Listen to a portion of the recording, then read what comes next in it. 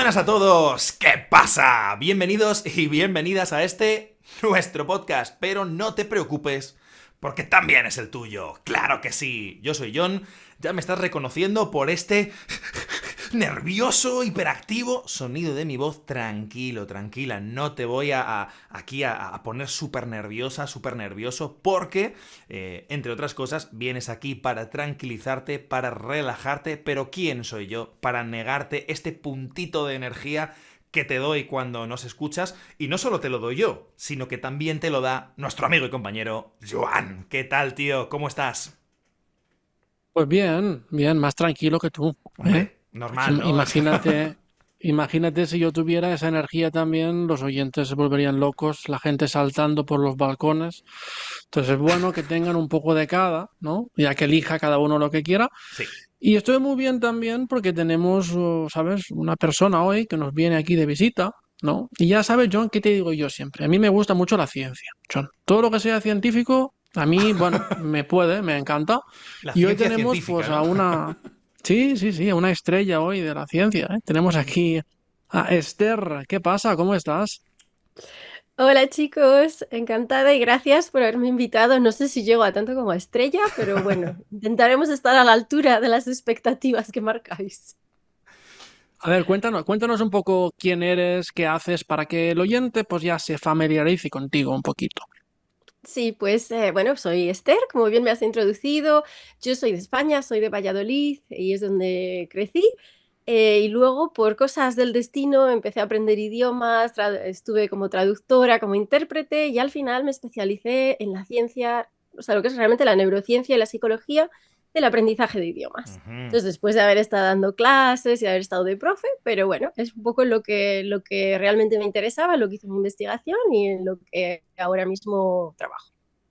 Genial. Yo creo que aquí el oyente, quizás el oyente que esté menos informado sobre la neurociencia del aprendizaje, ¿no? Se está preguntando, ¿pero qué ¿Qué es cojones? eso? ¿Qué es esto? Así que yo creo que la primera Vale. pregunta para ti es obvia, que es, si tuvieses que darnos una clase como los tontitos que somos, ¿cómo nos explicarías qué es este concepto? Vale, te lo voy a decir en palabras muy claras. Básicamente, lo que a mí me interesa, en lo que yo investigo y lo que realmente cambia todo es entender cómo funciona el lenguaje en el cerebro. Tanto desde un punto de vista de las conexiones que se crean, de las partes del cerebro que se activan, que se desactivan, como de los procesos emocionales que tienen lugar y que son súper importantes, no solamente ya cuando aprendemos un idioma, sino como vosotros también lo sabéis, cuando intentas utilizar el idioma en la vida real y nada sale como lo tenías planificado. Entonces, todo ese tipo de cosas que pasan, que al final es todo química, pero eh, la verdad, yo cuando estaba como profesora me frustraba muchísimo que yo no entendía lo que pasaba en el cerebro de mis estudiantes. A mis estudiantes les frustraba mucho que ellos tampoco lo entendían y muchas veces yo me sentía pues que no podía enseñarles lo suficiente o que no, o sea, no podía ayudarles.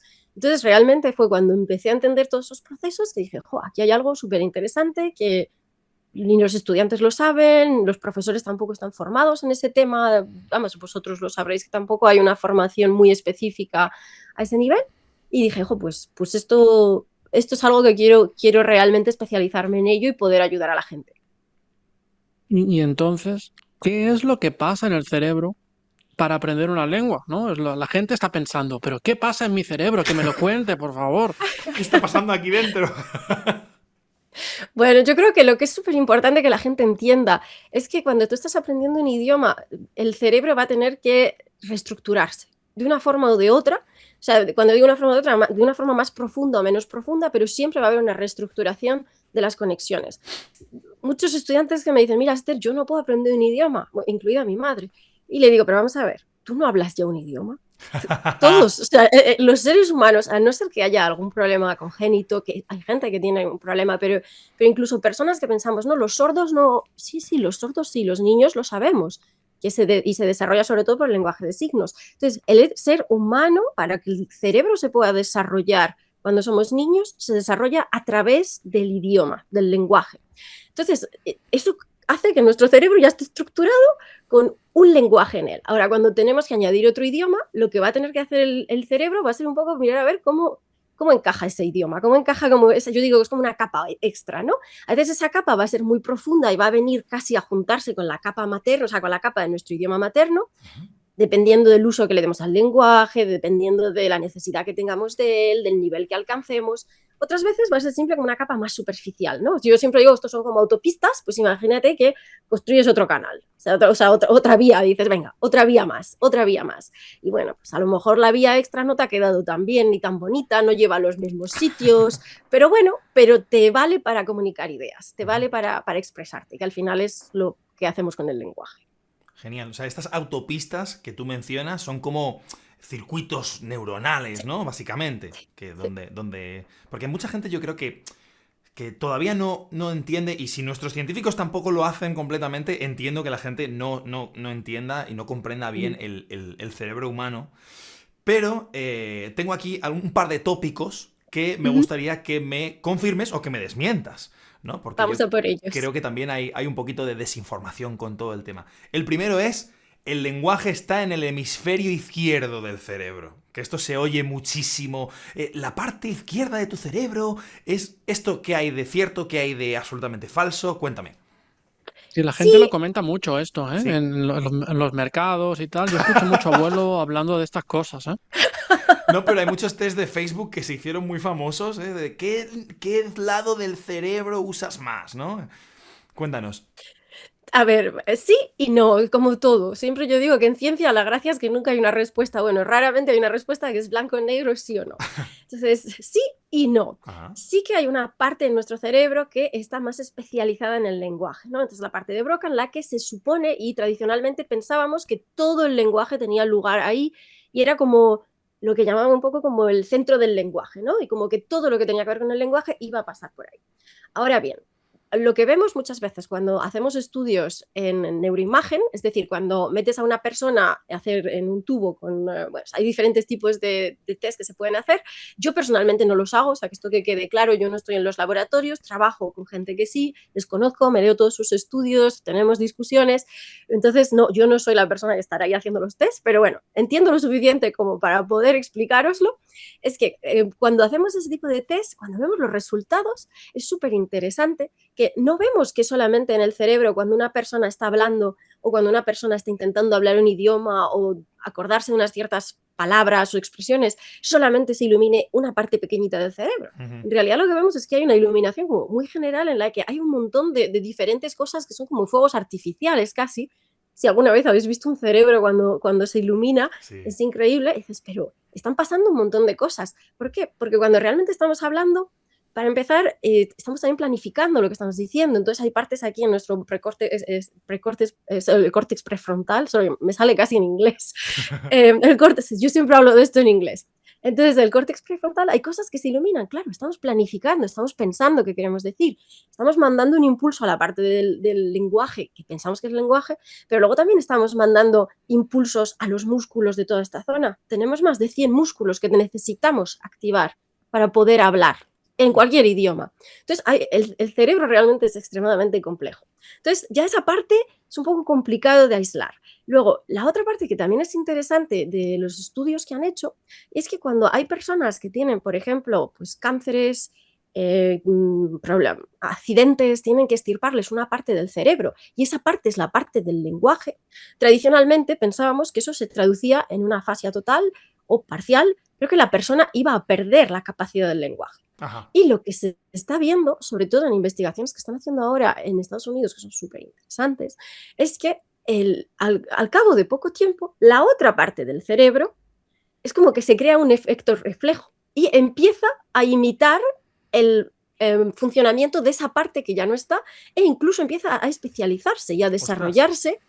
Claro, a un nivel que realmente no pensábamos que era posible. Realmente se pensaba que el cerebro era como mucho más especializado. Lo que vemos ahora es que la capacidad del cerebro para cambiar, para adaptarse, para reorganizarse, va mucho más allá de lo que pensábamos antes, que era solo los niños. Antes pensábamos que a partir de cierta edad, seguro que lo habéis oído, no, si empiezas a aprender un idioma a partir de los 8, de los 10 o de los 12, nunca nos poníamos de acuerdo, ya imposible, ya tu cerebro ya no puede. A ver, lo que sabemos es que el cerebro es mucho más flexible hasta mucho más tarde en la vida de lo que pensábamos. Entonces, por eso digo, sí hay vamos a ver, el cerebro es inteligente, le gusta especializar cosas y ser más optimizar, ser más pragmático y más rápido, pero no es imposible y definitivamente no es una cosa así como en un cercado que esté ahí cerrado y de allí nada más influya en el lenguaje. Ujú. Esto era otro de los Y, tópicos, ¿no? Que si los niños aprendían mejor que los adultos. A esto también podemos llegar, sí, pero sí. y entonces, ¿no? Tenemos nosotros miles de oyentes, de gente de todo el mundo que aprende español, ¿no? A diferentes edades, desde los 15 hasta los 65, los 70. Todo este tema científico del estudio del cerebro, ¿cómo se puede traducir? ¿Cómo les puede ayudar a ellos a mejorar o a aprender mejor el español en este caso? ¿No? ¿Cómo se mezcla aquí la ciencia con la práctica de su día a día? Me encanta que hagas esa pregunta, Joan, porque creo que realmente es el puente que se pierde entre lo que son los estudios científicos y lo que es la práctica de los estudiantes y de los profesores también. ¿No? Que muchas veces los profesores me dicen, ¿y por qué nadie me había explicado esto? Ahora puedo preparar mucho mejor mis clases o ahora puedo enfocar mucho mejor las cosas, ahora que lo entiendo. Creo que hay realmente, bueno, podría estar hablando horas y horas de las diferentes cosas que pueden ayudar a los estudiantes, pero creo que lo más importante es que los estudiantes empiecen a ser conscientes de lo que pasa en su cerebro en los diferentes momentos de fricción. Ujú. Es decir, ¿por qué se me olvidan las palabras? Pues vamos a ver qué le está pasando a tu cerebro cuando estás intentando memorizar palabras. ¿Cómo memoriza simplemente cosas tu cerebro? Anda, tu cerebro memoriza creando conexiones, con contexto, con emociones. Cuando tú estás queriendo aprender una lista de palabras de una aplicación de flashcards, tu cerebro no está recibiendo nada de eso. Entonces, a tu cerebro se lo estás poniendo muy difícil el que se vaya a acordar esas palabras. No es imposible, porque el cerebro tampoco es tonto, pero si quieres optimizar, vas a tener que incluir esas palabras. Es mucho mejor coger palabras que vienen con un contexto, con una historia, con una conversación, algo que te vas a acordar, que te va a recordar incluso emociones. Siempre que haya una emoción ligada a un concepto o a una palabra o una expresión, nos acordamos mucho más. Y si no nos acordamos, cualquier momento que hemos intentado decir algo en el idioma y que nos ha salido mal y que nos hemos sentido súper, súper, súper avergonzados o de eso no nos olvidamos ya nunca más. Esa expresión ya no se nos va a olvidar. Es verdad. Porque está grabada ahí, realmente está grabada con las emociones, que es lo que más fuerte es. Entonces, eso es un ejemplo, por ejemplo, cuando los estudiantes intentan hablar y se quedan en blanco. Que no me vienen las palabras, que es que ya no sé qué hacer. Es que siempre que me sé las palabras y yo las entiendo, pero cuando las intento utilizar, que no me vienen. Bueno, pues hay distintas razones. Una de ellas puede ser la ansiedad. Ujú. Cuando sabes que no te vienen las palabras, te pones más nervioso. Cuando tú te pones más nervioso, hay una cosa que se llama el cortisol, es una hormona, son cosas químicas que como que se reproducen en el cerebro. De repente el cerebro empieza a soltar cortisol. Bueno, no es el único, pero es como el más grave. ¿Qué pasa? Eso va a venir un poco a inundar una parte de tu cerebro, a la que me he referido antes, es la parte central, el córtex prefrontal, que es la parte de planificación, de pensar, de decidir qué quieres decir. Entonces es normal que si tú te pones muy nervioso y te pasa en tu idioma, nos pasa a todos, yo creo a vosotros, a mí, tú te pones muy nervioso, yo siempre digo, tú imagínate que tú tienes que hablar de algo muy fácil con tu familia, no estás nervioso. Ahora te digo que hables de lo mismo delante de 1000 personas, en un escenario enorme, con las luces así encima tuyo, te dan el micrófono, de repente todo el mundo se calla y me da igual que sea tu idioma nativo que no, ahí el piquito de estrés, aunque solo sea un poquito, lo tienes. Y encima Entonces, te dan el mal consejo de imaginarte los desnudos, ¿no? Que es como para poner no, más presión todavía. no, pero eso tiene su sentido, ¿sabes por qué, John? Porque, y eso Cuéntame. es una cosa que a veces les digo a mis clientes, les digo, chicos, en esos momentos hay algo que es súper, súper potente y es reírse. Ujú. Porque cuando nos reímos, automáticamente esos niveles de estrés de cortisol se bajan. Entonces, lo que estamos buscando es algo que ya de por sí entender lo que nos está pasando. Y yo tengo clientes que me dicen, no, a mí cuando me pasa eso me imagino esta parte de mi cerebro como que se está inundando y entonces ya me imagino como que como que quito el tapón de la bañera y que empieza a bajar el volumen. Digo, efectivamente, o sea, esas son mini estrategias, pero una de ellas muy potentes es reírse, porque en el momento en el que te ríes, al final es como que se estabilizan los diferentes, digamos, procesos químicos en el cerebro y es como que hay un balance mejor en el que vas a tener hormonas, bueno, neurotransmisores más positivos y en los del estrés van a bajar. Y en el momento en el que baja y tú puedes utilizar otra vez esta parte de tu cerebro, tu cerebro se sabe las palabras, tu cerebro se lo ha repetido 17.000 veces lo que tiene que decir. Es como cuando, no sé si vosotros sois músicos o tenéis experiencia en música. Sí, un poquito. Pero, un poquito. Bueno, pues siempre te dicen, ¿no? Cuando yo tocaba el piano cuando era pequeña, así a mi aire, pero siempre te decían que cuando tú te pones nervioso y te quedas paralizado, a veces tienes que desconectar el cerebro porque el cerebro se sabe la melodía, el cerebro se lo sabe, pero le estás frenando, le estás poniendo ahí como un muro que no puede pasar. Entonces, en el momento en el que dejas caer el muro, tu cerebro ya sabe lo que tiene que hacer porque lo ha practicado tantas veces. Entonces, hay un montón realmente de cosillas que cuando los estudiantes las empiezan a entender y empiezan a entender lo que pasa en su cerebro, pues les da estrategias para poder gestionarlas mejor. Y yo siempre lo digo, muchas veces la diferencia entre un estudiante que parece que no tiene el nivel, que está súper mal, súper incómodo, que no puede hablar, que no... Y ese mismo estudiante hablando de una forma mucho más cómoda, a veces es simplemente el desbloqueo ese de ciertas cosas que están pasando, que las entienda, que sepa cómo gestionarlas, un poquito de práctica en esas estrategias de gestión de la ansiedad y va mucho más rápido. Y luego, bueno, hay muchas otras cosas en cuanto a activar vocabulario, pues eso, lo que hablamos, cómo se aprende, cómo se activa, pero vamos, de sobra. Creo que hay muchísimo que se puede aprender y que se puede aplicar. Qué bueno. Qué bueno. Y hablando me vienen a la cabeza muchas cosas. De hecho, justo hace poquito tiempo vi un vídeo de una pianista que se había preparado la pieza equivocada para ese concierto, ¿no? Y la mujer hizo un esfuerzo mental tremendo para dejar que la memoria muscular tirase y pudiese interpretar la pieza. Y lo hizo sin un solo error, ¿no? Pero ya para ir terminando te quiero preguntar por otro de los grandes tópicos, que es... Si yo me pongo un audio en español todas las noches mientras duermo, ¿aprendo el idioma dormido o no lo aprendo? Esto lo has visto en Los Simpsons, ¿eh? Sí. Y en muchas partes, te sorprendería. Sí, no es gracioso me decís eso porque me siguen llegando, bueno, como yo estoy haciendo cosas de idiomas, estoy ahí con mi canal de YouTube y tal, al final me salen un montón de vídeos y de anuncios y hay un tipo que me quiere vender un programa para que aprenda el idioma que yo quiera mientras duermo, que 100% garantizado. Digo, mira, estás mandándoselo a la persona un poco equivocada, pero bueno. Ellos, claro, los algoritmos hacen lo que pueden. Pues a ver, yo realmente te digo lo que es la ciencia que tenemos detrás de eso y luego también te digo lo que la gente cuenta. La ciencia dice que es muy, muy difícil que un cerebro adulto, simplemente con ese tipo de exposición extremadamente pasiva y subconsciente, vaya a poder desarrollar una fluidez en el idioma y una corrección, sobre todo. O sea, cuando ya hablamos de corrección gramatical y todo eso, sabemos que a un cerebro adulto le va a costar muchísimo alcanzar algo, sí, y aunque esté sin estar dormido. Siempre el mito este de, bueno, tú ponte audios en español muchas horas que ya verás como algún día te despiertas y hablas el idioma perfectamente y no Dios cometes mío, hablo ningún español. error. Sí, Sería sí. maravilloso, yo de verdad, o sea, me parece un sueño muy bonito que tener. Ahora bien, la ciencia lo que prueba es que eso es extremadamente complicado. Lo que sí que puede ocurrir son dos cosas. Una, todos tenemos un cerebro que, aunque hay principios básicos, como eso que se estaba explicando de la ansiedad, de cómo se aprenden las palabras, que funcionan para todo el mundo, realmente sabemos que cada cerebro es un poquito diferente. Sobre todo diferente en cómo percibimos la realidad y lo que tu cerebro va a hacer con esa realidad que percibe, incluido el idioma.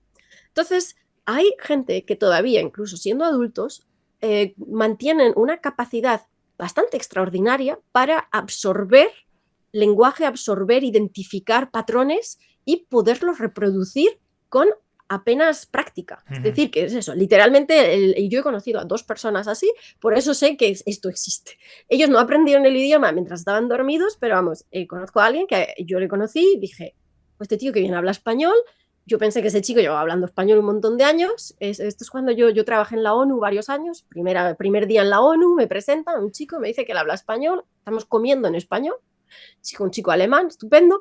Oyes, cuando ya le digo, ¿pero tú cuántos años llevas estudiando español? Y me dice, 2 semanas. ¡Hostia! Oye, es que yo he sido profesora de español y le dije, imposible, o sea, tú te estás quedando conmigo. Y me dijo, no, 2 semanas. Le dije, no me lo creo. ¿Cómo lo has hecho? Y me dijo, pues nada, me he estado un montón de horas viendo vídeos de YouTube y así. Digo, pero no me lo puedo creer. Luego ya me empieza a contar que resulta que él ha pasado el examen de entrada para la ONU de francés y se lo ha preparado en 6 meses, que no hablaba una palabra en francés 6 meses antes y se ha sacado un C1. Jolín, yo digo, qué cosa más rara. El caso es que luego ya hablando con este chico más y tal, ese chico, bueno, pues tenía otras cosas, pero entre ellas lo que tenía es esa habilidad innata, increíble, su cerebro, de hecho era economista, trabajaba muchísimo con números, o sea, son perfiles como muy especiales para absorber, retener, identificar. Entonces, perfiles así sí que hay. Lo que sí que sabemos de la investigación es que cuando, por ejemplo, tú te expones mucho a un idioma de forma pasiva, ya sea de forma consciente o subconsciente cuando estás dormido, tu cerebro sí que sigue como grabando patrones de sonido. Entonces, te va a resultar quizás más fácil identificar sonidos, quizás incluso imitar sonidos. Te va a parecer como que escuchas el idioma. Vas a decir, no, yo cierro los ojos y yo oigo el idioma, aunque no lo esté escuchando. Sí, porque tu cerebro en el fondo está como volviendo lo que ellos escuchan mucho. Si has visto, por ejemplo, alguna vez yo siempre digo, pues en un concierto, en una reunión de motoristas, en los que hay muchos motores, te vas a casa y dices, Dios, sigo oyendo los motores en mi cabeza. Sí. Eso mismo tu cerebro lo sigue haciendo con el idioma. Entonces, yo por eso marco un poco la línea de yo no diría a la gente poneros a escuchar todas las noches horas a vídeos y audios en español, porque seguramente no vayáis a cambiar nada, pero sí que tiene un cierto valor el decir, bueno, puedes escucharlo aunque no entiendas, sabes que esto no lo haces en lugar de practicar, lo haces como extra para que tu cerebro vaya un poquito guardando esos patrones de sonido, y lo que te puede dar eso al final es que cuando empiezas a hablar, de repente tu pronunciación sea mejor, tu entonación sea mucho más nativa, pero ya digo, yo creo que eso por sí solo yo me ha costado, o sea, ya digo, he visto ese ejemplo y otro en la facultad, o sea, llevo muchos años en esto, o sea, que son casos un poquito raros. Bueno, pero lo importante es que, si entiendo bien, tú recomiendas que la gente ponga qué pasa de fondo en sus casas, ¿eh? Totalmente. Vale. Sí, y además así algo nativo, con la entonación natural de los hablantes, ya digo, nativos o de los hablantes muy, que tiene un nivel muy alto. No los típicos cassettes de repetir como muy, porque bueno, pues eso también es útil a ciertos niveles, pero para otro tipo de cosas. Genial. Para tener la sonoridad del idioma es lo que necesitas, más gente nativa y hablar normal. Genial. Oye, no sabía yo que la conclusión de este podcast iba a ser escucha qué pasa, porque está científicamente demostrado que ayuda. Así que, totalmente. Bueno, lo primero y lo fundamental, agradecerte, Esther, que estés aquí con nosotros, que hayas estado con nosotros hoy. La verdad es que yo creo que no solo la oyente o el oyente va a aprender muchísimo, sino que nosotros también hemos aprendido mucho. Así que te lo agradezco de todo corazón. Gracias a vosotros, chicos. Bueno, un placer, claro que sí. Y también agradecer a nuestro amigo y compañero Joan por estar aquí, como siempre, haciendo de ancla del podcast. Sí, señor. Y bueno, si me invitas, vengo, ¿eh? Yo ya sabes que solo con invitación, ¿no? Es que ni siquiera Joan puede venir aquí sin invitación. O sea que imagínate lo exclusivo que es esto. Y a ti, oyente, nos vemos, nos escuchamos, nos leemos en los comentarios, que ahí te quiero ver preguntando todas las cosas que le quieras preguntar a Esther, pues nosotros le haremos llegar estas preguntas, porque seguro que te quedan muchas en la cabeza, y te escucharemos también en el próximo episodio de ¿Qué pasa? ¡Hasta la próxima! ¡Adiós!